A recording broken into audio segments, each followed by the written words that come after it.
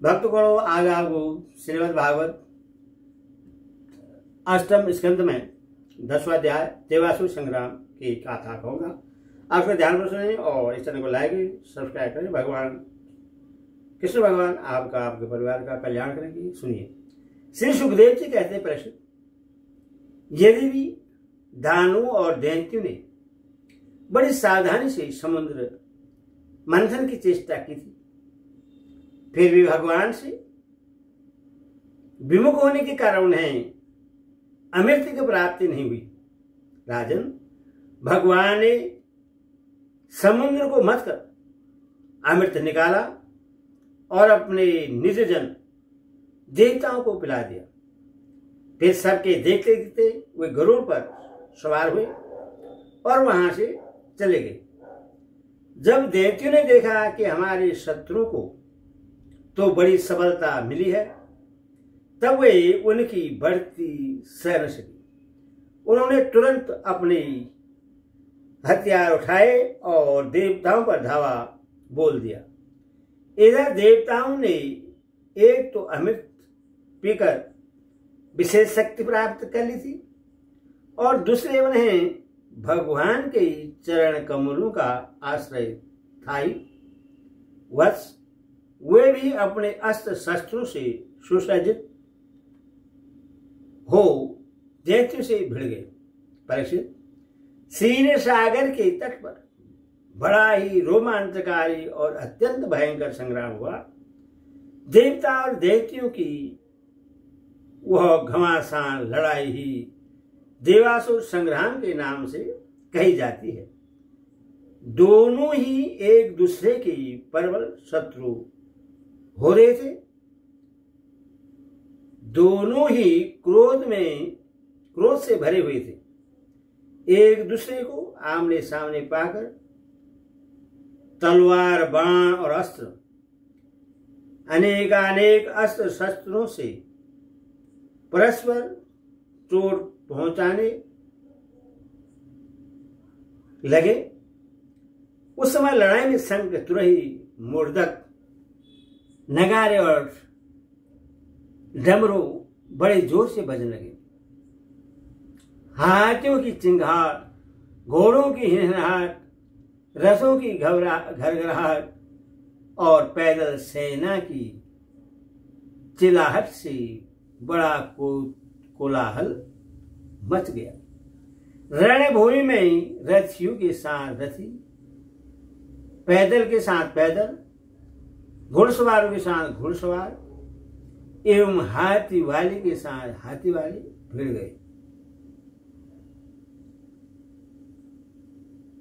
उनमें से कोई कोई वीर ऊंटों पर, हाथियों पर और गधों पर चढ़कर लड़ रहे थे, तो कोई गौर मृग, भालू, बाघ और सिंह पर, कोई सैनिक गिर्द, कंक, भगुले, भाज और भास पक्षियों पर चढ़े हुए थे, तो बहुत से तिमिलगल, मच्छ, सरभ, भैंसे, गैडे, बैल, नीलगाय और जंगली सांडों पर सवार थे।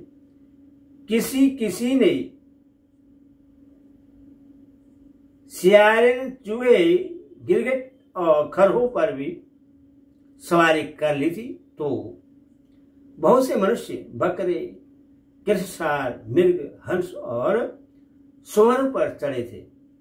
इस प्रकार जल, स्थल एवं आकाश में रहने वाले तथा देखने में भयंकर शरीर वाले बहुत सी प्राणियों पर चढ़कर कई दैत्य दोनों सेनाओं में आगे आगे घुस गए।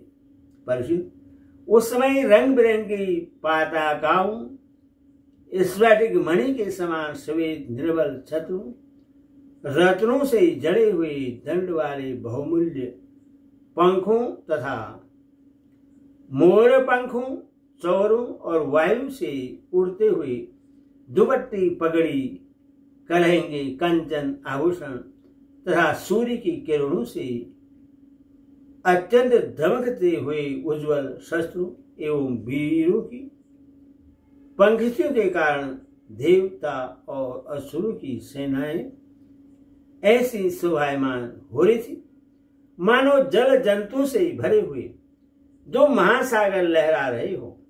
परीक्षित रणभूमि दैत्यों के सेनापति विरोचन पुत्र बलि मैदानों के बनाए हुए विहायस नामक विमान पर सवार हुए। वह विमान चलाने वाले की जहां इच्छा होती थी वहीं चला जाता था। युद्ध की समस्त सामग्रियां उसमें सुसज्जित थी। प्रसिद्ध वह इतना आश्चर्यमय था कि कभी दिखलाई पड़ता तो कभी अदृश्य हो जाता। वह इस समय कहाँ है जब इस बात का अनुमान भी नहीं किया जा सकता था, तब बतलाया तो कैसे जा सकता है। उसी श्रेष्ठ विमान पर राजा बलि सवार थे। सभी बड़े बड़े सेनापतियों उनको चारों ओर से घिरे हुए थे।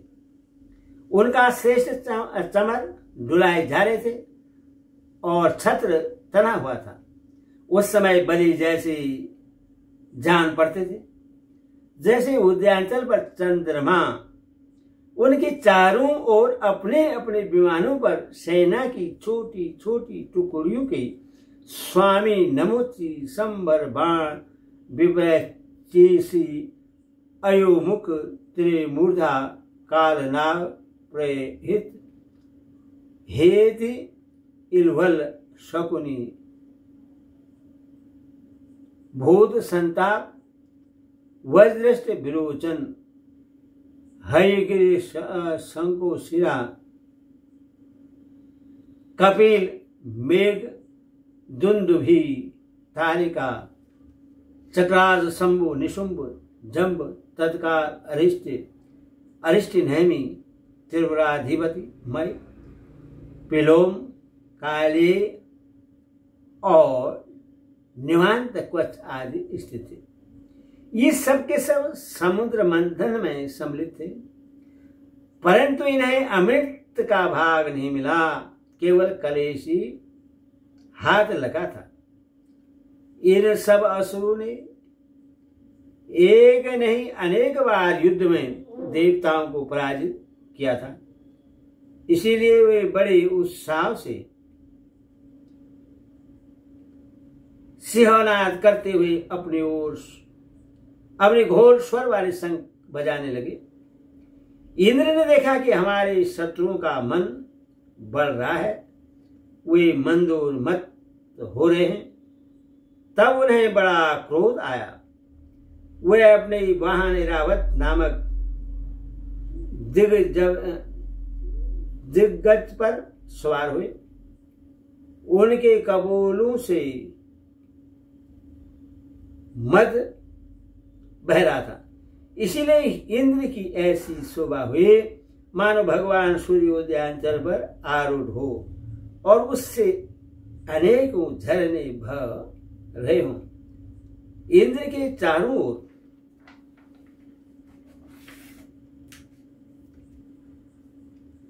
अपने अपने वाहन ध्वजा आयुधों से युक्त देवगण एवं अपने अपने गणों के साथ वायु अग्नि वरुण आदि लोकपाल हो गए।